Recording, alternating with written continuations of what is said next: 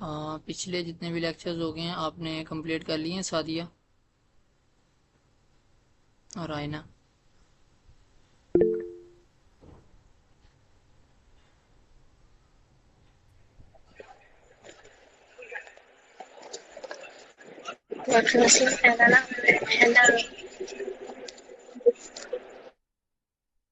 अच्छा, पिछले लेक्चर सारे कंप्लीट कर लिए हैं।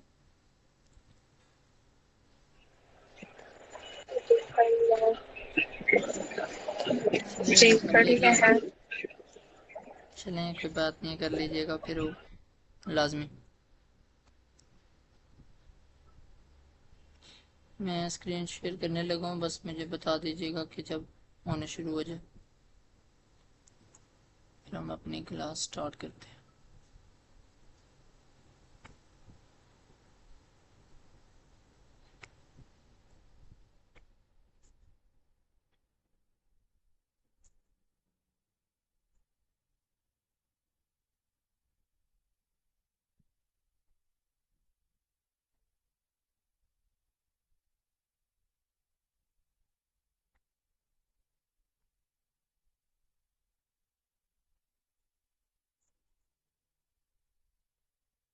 बिस्मिल्लाहिर्रहमानिर्रहीम।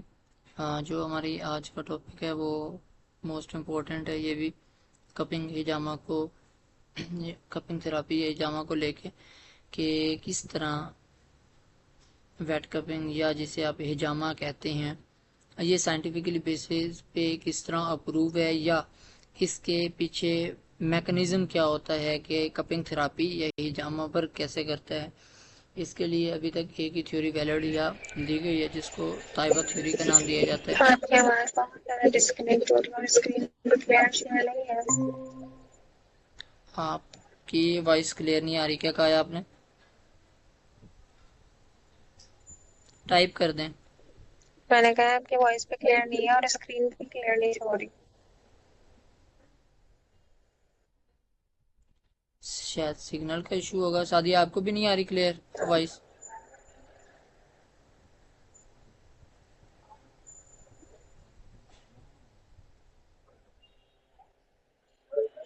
चलें बताइएगा, शायद सिग्नल की वजह से हो आपकी तरफ, या इधर तो सिग्नल है, पता नहीं क्यों इंटरप्ट हो रही है।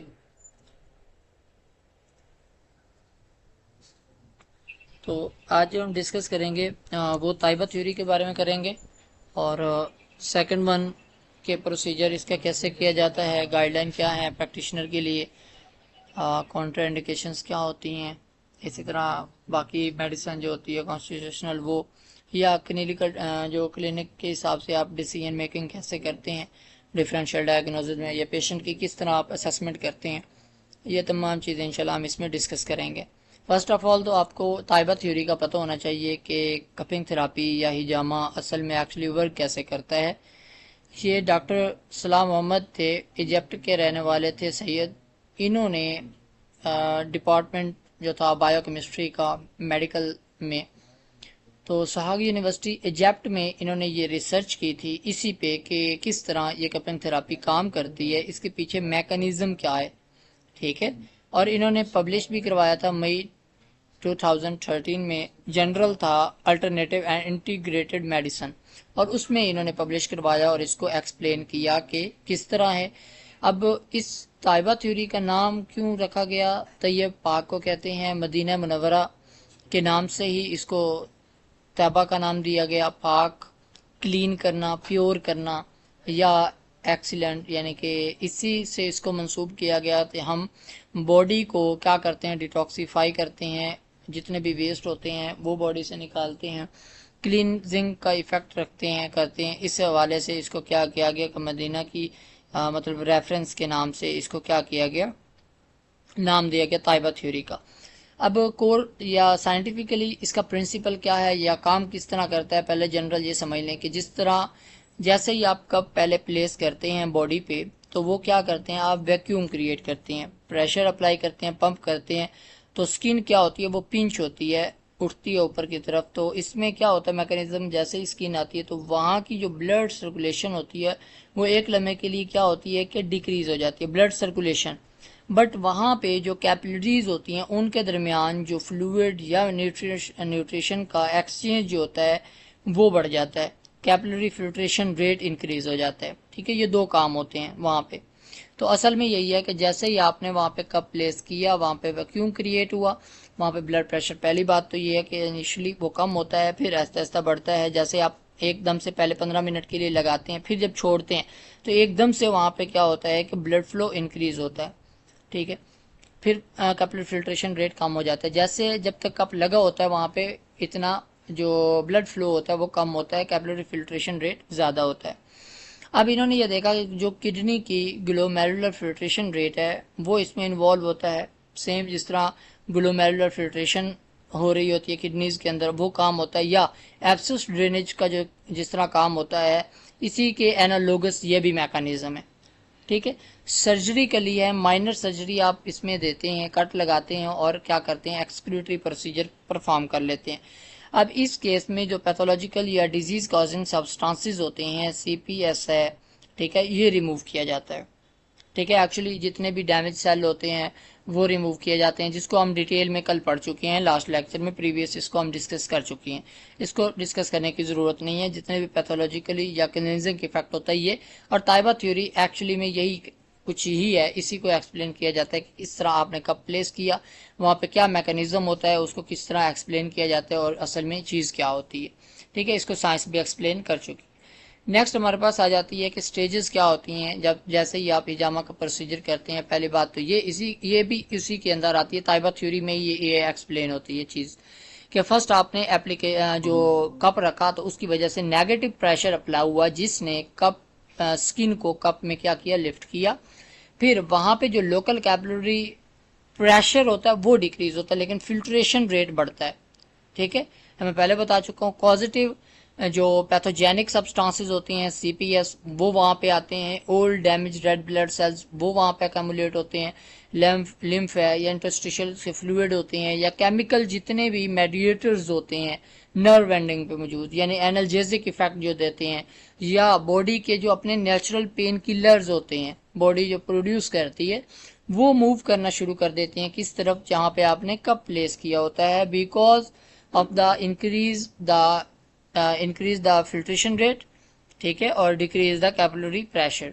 अब इसकी वजह से टिश्यू एडहेजन जो होती है वो ब्रेक होती है, उसकी वजह से क्या होता है कि पेन से रिलीफ मिल जाता है। ये सिंपल पहली स्टेज होती है। सेकंड, पहले 15 मिनट आपने कप लगाया, उसके बाद जैसे ही रिमूव करते हैं तो ड्रामेटिकली क्या होता है कि वहाँ का जो प्रेशर होता है, ब्लड फ्लो वो इंक्रीज हो जाता है। ठीक है, और फिर ये होता है कि यहाँ पे इस टर्म को बोला जाता है रिएक्टिव हाइपरीमिया। ठीक है, ये फिजियोलॉजिकल रिस्पॉन्स होता है नॉर्मल, जैसे आपने रिमूव किया।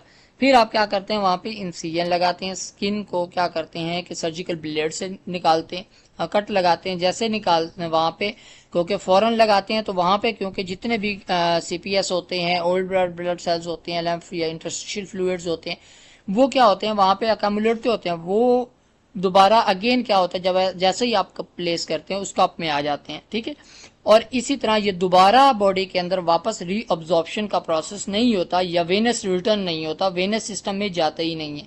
ठीक है, दोबारा रीअब्जॉर्ब नहीं होता। उसके अलावा वहाँ पे क्या होता है, इसका कट लगाने के बाद एक नेचुरल फिनोमिना होता है, बॉडी के पास अपने नेचुरल इंडोजेनियस ओपिएड्स होते हैं। ओपिएड्स अफ्यून का वर्ड है, और ये हमेशा जो पेन किलर होते हैं या पेन से रिलीफ देने के लिए हम यूज करते हैं उनसे मंसूब किया जाते हैं। बॉडी अपने नेचुरल वहाँ पे क्या करती है, एंडोजीनियस ओपिएड्स रिलीज करती है, जो कि बॉडी को एनाल्जेसिक इफेक्ट प्रोवाइड करता है। ठीक है, ये हमारे पास आ जाता है कि स्टेजेस उसकी आ गई। अब यहाँ तक तो ताइबा थ्योरी कंप्लीट हो जाती है। अब आपको समझ आ गई होगी कि हिजामा या कपिंग थेरापी वर्क कैसे करता है। अब नेक्स्ट हम मूव करते हैं कि कौन इस हिजामे को प्रैक्टिस कर सकता है, क्योंकि ये इन्वेसिव मेडिकल प्रोसीजर है। स्किन को आप कट लगाते हैं, नहीं पता, कुछ ऐसे भी होते हैं हिजाम नहीं या जितने भी होते हैं तो उनको नहीं पता होता कि मैंने कट क्या लगाना है, स्किन की लेयर्स कितनी है, कितनी डेप्थ में लेके जाना है, बच्चों को कितने कट लगाने हैं, बड़ों को कितने लगाने हैं, फीमेल्स को किस कंडीशन में, कौन सी डिजीज की किस कंडीशन में मैंने कट कितने लगाने और कितने डेप्थ में लेके जाना है, वो नहीं जानता। लिहाजा इसके लिए मेडिकल नॉलेज का होना ज़रूरी है, physiology, anatomy, each and everything उसको आती हो, ठीक है, ताकि इन्फेक्शन या कोई भी कॉन्ट्राइंडिकेशन या कोई भी कॉम्प्लिकेशंस पैदा ना हो हिजामा को लेके। ये जितनी भी कॉम्प्लिकेशन इसके बाद पैदा होती हैं वो हिजामा का कसूर नहीं होता, वो हिजामा के करने वाले का होता है, ठीक है, वो हिजाम का होता है। हिजामा का कोई साइड इफेक्ट इतना नहीं होता, ना ही उसकी कोई कॉम्प्लिकेशंस होती हैं। रिक्वायर्ड ट्रेनिंग के लिए उसको एनाटॉमी आनी चाहिए, फिजियोलॉजी, पैथोलॉजी का पता हो, क्लिनिकल मेडिकेशंस आती हों, डायग्नोज करना आता हो, डिफरेंशियल डायग्नोसिस बनानी आती हों, मतलब इसको हर चीज़ का पता हो, ठीक है, साइंटिफिकली। फिर क्या क्या चीज़ें बॉडी के अंदर इन्फेक्शन किस तरह बचाव किस तरह होता है, बॉडी के फ्लूइड्स को मैंने हैंडल किस तरह करना है, कितना मैंने निकालना है, क्योंकि मैंने पहले इस चीज़ को डिस्कस किया था कि हिजामे में दो ही चीज़ें होती हैं मेन। एक तो ये है कि आपने कट सही लगानी है, और जो फ्लूइड निकालना है, जो आपने ब्लड निकालना है या जो वेस्ट निकालने हैं उसका पता होना चाहिए। ये नहीं है कि कब भर लेना है हर पेशेंट आने वाले का, ठीक है, वो अकॉर्डिंग टू आपको डिजीज़ का पता हो इस चीज़ का। फिर ये है कि प्रैक्टिशनर के लिए लाइसेंस का होना ज़रूरी है। वो चाहे तो अपनी मतलब FTJ कर रहा है, BMS कर रहा है, फिजियोथेरापिस्ट को भी अलाउ है, जितने भी हैं ये जिन जिनको अलाउ करते हैं या जिनके पास लाइसेंस हैं वो प्रैक्टिस कर रहे हैं वो ये कर सकते हैं, ठीक है। वो फिजिशियन हो सकता है, वो फिजिशियन का जो असिस्टेंट होते हैं वो कर सकते हैं, या प्रैक्टिशनर कर सकते हैं, एक्यूपंक्चरिस्ट होते हैं जो लाइसेंस वो कर सकते हैं। फ्लैबिटोमी का जो प्रोसेस हमने पढ़ा है वो भी ये है कि लैब सेटिंग में सिर्फ आप कर सकते हैं, बाहर ओपनली नहीं कर सकते वो लोग, ठीक है। और इमरजेंसी की कंडीशन में भी किया जा सकता है, अगर पैरामेडिक्स वाले लोग हैं तो वो कर सकते हैं, ठीक है। तो इसके लिए नॉलेज का होना ज़रूरी है, और लाइसेंस बेस हो तो वो लोग कर सकते हैं इस चीज़ को। नेक्स्ट है कि कौन कौन सी इसके अंदर कॉन्ट्रा इंडिकेशंस या प्रिकॉशंस आती हैं हिजामा थेरापी को लेके। पहली बात ये कि एक्सेसिव प्रिस्पायरेशन, यानी कि ये इसकी कॉन्ट्रा इंडिकेशंस हैं एक। दूसरे इसके कॉन्ट्रा इंडिकेशंस क्या है, होमोफीलिया का पेशेंट, प्रेगनेंसी है, ये भी कॉन्ट्राइंडिकेशंस है। इन तीनों कंडीशन में मोस्टली जो लिखी है मैंने, इसमें आपको सोच समझ के करना है, ये इसकी कॉन्ट्राइंडिकेशंस में आता है। अब हाइपर हाइड्रोसिस का केस हो, ये यानी कि ज़्यादा फ्लूइड लॉस हो जाए, तो इस केस में कभी भी ब्लीड नहीं करना, या जिसको सबसे ज़्यादा स्वेटिंग हो रही हो तब भी आपने नहीं करना, एक्सेसिव हीट की कंडीशन में नहीं करना, ठीक है। और इस केस में क्यों नहीं करना, एक्सेसिव हीट की कंडीशन हो या ज़्यादा हो, क्योंकि वहाँ पे पोर्स ज़्यादा ओपन होते हैं, वो पोर्स ज़्यादा कॉन्स्ट्रिक्शन में नहीं जाते, वो बंद नहीं होते, उसकी वजह से जो कंट्रोल होता है ब्लीडिंग पे वो आप फिर मैनेज नहीं कर पाएंगे, उसकी वजह से अनकंट्रोल ब्लीडिंग होगी और एनीमिया की केस में जा सकता है। अगर ज़्यादा इन केस हो जाए, ब्लीडिंग हो जाए, तो डेथ की तरफ भी पेशेंट जा सकता है, आपने कट लेफ्ट में लगाया हो। फिर होमोफीलिया का पेशेंट आता है, तो भी आपने जब हिस्ट्री लेनी होती है, तो इसीलिए कहा जाता है कि हर आने वाले पेशेंट को हिजामा नहीं करते, करें भी तो पहले प्रॉपर हिस्ट्री लें उसकी। होमोफीलिया का पेशेंट होता है, उसमें क्योंकि मेन क्या चीज़ होती है, क्लॉटिंग फैक्टर नहीं बन रहे होते सही, या क्लॉटिंग फैक्टर की इम्पेयरमेंट होती है, इम्पेयर्ड होते हैं, वो सही तरीके से क्लॉट नहीं बनाते जब कट लगता है, ठीक है। तो उस केस में क्या होती है कि फिब्रिन नहीं बनती, क्योंकि ये क्लॉटिंग प्रोटीन होती है, उसकी वजह से ज़रा सा भी आपने कट लगा दिया, वीक या डेज के लिए भी हो सकते हैं, जब कॉन्टिन्यूसली ब्लीडिंग होगी तो अनीमिया की तरफ पेशेंट जाएगा अनटिल डेथ, ठीक है। तो इसी तरह ये तमाम चीज़ें आपने देखनी होती है, हिस्ट्री में लेनी होती है। प्रेगनेंसी में भी ये होती है कि अगर आप ज़्यादा ब्लड निकालते हैं वो डायरेक्ट फीटस पे इफेक्ट रखेगा, अबॉर्शन का केस आ सकता है, ठीक है। या फिर बॉडी ज़्यादा क्या कर जाएगी, कोल्ड में चली जाएगी क्योंकि ब्लड ज़्यादा निकाल रहे हैं आप, ये चीज़ें। क्योंकि आपको बहुत एहतियात करनी चाहिए जब भी प्रेग्नेंट वोमेन है, पहले ट्राइमेस्टर में और लास्ट ट्राइमेस्टर में, ठीक है। ये तो बहुत एहतियात की जाती है इन दोनों ट्राइमेस्टर में, बाकी की जाती है कपिंग, बट एहतियात के साथ जितना कहा जाए। जिस तरह की भी कपिंग मोस्टली हम प्रेफर करते हैं प्रेग्नेंट वोमेन में। फिर इसकी प्रिकॉशंस क्या हैं कि जो एंटीकोगुलेंट अगर मेडिकेशन ले रही हैं, लाइक वारफिन है, हेपरिन है, ठीक है, ये जितने भी यूज़ की जाती हैं, तो ये भी क्या करती हैं कि फेटल ब्लड लॉस के कॉज करवाती हैं। और इसकी वजह से क्या होता है कि पहले जिस बंदे की पहले एंटीकोगुलेंट मेडिकेशन चल रही हो, यानी कि वो कोगुलेंट के इफेक्ट को एंटी काम कर रहा है, तो वो बंद करवाएं, उसको देखें, उसके बाद आप करवा सकते हैं या उसको मैनेज करें। फिर एनीमिया का पेशेंट हो या आयरन डेफिशिएंसी का हो, ये भी है प्रिकॉशंस इसकी। एनीमिया के पेशेंट में कर सकते हैं, बट कुछ चीज़ें हैं जिनको आपने मद्देनजर रखना है। अक्सर से ब्लड लेटिंग नहीं करनी, अगर करेंगे तो एनीमिया में चला जाएगा, आयरन डेफिशिएंसी होगी, ठीक है। कार्डियो मायोपैथी का प्रोसेस हो सकता है, मतलब प्रोसीजर में जा सकता है वो बंदा। ये तमाम चीज़ें आपने मद्देनजर रखनी है। इसी तरह डायबिटिक पेशेंट होते हैं, उनमें वाउंड हीलिंग बहुत कम होती है, ठीक है, स्लो होती है, तो उसमें भी आपने कट उस हिसाब से लगाने हैं कि ताकि ब्लीडिंग रुक जाए, ठीक है, कोआगुलेशन का प्रोसेस हो और उसके अलावा वाउंड हीलिंग का प्रोसेस भी सही हो। न्यूरोपैथी है, इम्यून डिसऑर्डर्स हैं, स्मोकिंग है, डायबिटिक पेशेंट होते हैं, इनमें साइलेंटाइटिस और इम्प्यूटेशन के केसेस बढ़ जाती हैं, ठीक है। हिस्ट्री रिक्वायर्ड होती है, मेन ये पढ़ाने का मकसद यही है कि आपको कॉन्ट्राडिकेशंस, प्रिकॉशंस, ये तमाम चीज़ें मद्देनजर रखनी है और हर आने वाले पेशेंट की आपने प्रॉपर पहले हिस्ट्री लेनी है, उसके बाद आप हिजामा की तरफ जाएं। कोई भी प्रोसीजर करना है हिस्ट्री मस्ट लिया करें, उसके बाद आपने जो भी प्रोसीजर करना है वो करें। सेकंड आता है कि कौन कौन सी कॉमन एंटीकोएगुलेंट मेडिकेशंस होती हैं जिनको आइडेंटिफाई करना हिजाम के लिए, ये जो कर रहा है उसके लिए ज़रूरी होती है। पहले तो ये बात है कि वो वारफिन यूज़ नहीं कर रहा, ठीक है, डेबिगैट्रिन यूज़ नहीं कर रहा, उसके अलावा एस्पायरिन होती है जो कि ब्लड का पतला करती है। ये तमाम चीज़ें आपने देखनी होती हैं, कुछ मैंने लिख दी हैं यहाँ पे, ठीक है। उससे फिर ग्रुप आ जाते हैं कि कौन कौन से ब्रांड में आ जाते हैं। जितनी भी एंटीकोएगुलेंट होती हैं वो आपको पता होनी चाहिए, ये यूज़ करते हैं पेशेंट और हमें इससे क्या करना चाहिए परहेज, या इसको किस तरह लेके चलना चाहिए, फिर ये तमाम चीज़ें आपने देखनी होती है। फिर ये है कि who should have hijama done.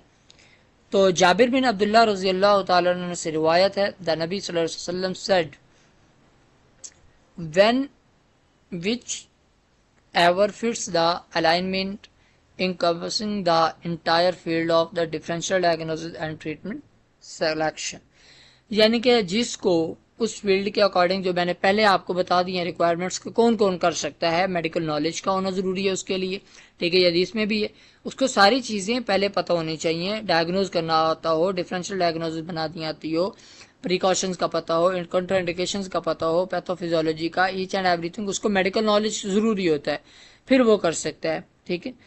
पहली बात तो ये है कि बॉडी बनी किससे है, पेशेंट की टाइप्स क्या है, उसका टेम्परामेंट क्या है, ठीक है, उसको क्या चीज़ सूट करती है, क्या नहीं करती, ये तमाम चीज़ें, उसकी पास मेडिकल हिस्ट्री क्या थी, कौन कौन सी उसको डिजीज़ रह चुकी हैं, वो आया है तो किस कंडीशन में आया है, क्यों, कौन सी ऐसी चीज़ थी जो उसको आपके पास लेके आई है, ये तमाम चीज़ें आपको पता होनी चाहिए। इलनेस या बीमारी की हालत में आया है तो कौन से पैटर्न में, अक्यूट है, सब अक्यूट है, क्रोनिक है, ठीक है, ये तमाम चीज़ें आपको इसकी पता होनी चाहिए। तो दो ही फैक्टर्स डिटरमाइन किए जाते हैं इसके लिए कि ट्रीटमेंट अगर आपने लेना है, बेनिफिशियल लेना है, तो ये दोनों चीज़ें आपको आनी चाहिए। डिफरेंशियल डायग्नोसिस स्किल भी होनी चाहिए, वेस्टर्न जिस तरह मेडिकल है या ट्रेडिशनल है, तो ट्रेडिशनल का अगर काम करता है तो ट्रेडिशनल उसको पता होना चाहिए कि किस कौन कौन सी असेसमेंट आपने करनी है।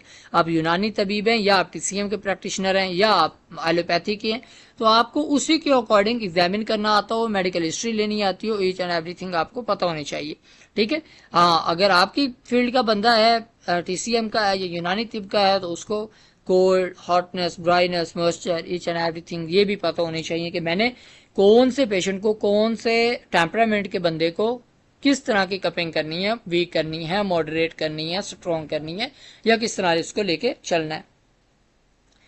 अब इसमें 5 कॉन्स्टिट्यूशनल बॉडी टाइप्स होती हैं जो कि अगर आप यूनानी तिब को देखें तो 4 ही उम्र होती हैं, अगर टीसीएम को देखें तो 5 एलिमेंट्स होते हैं जो कि आप ऑलरेडी पहले इनके नाम सुन चुके हैं।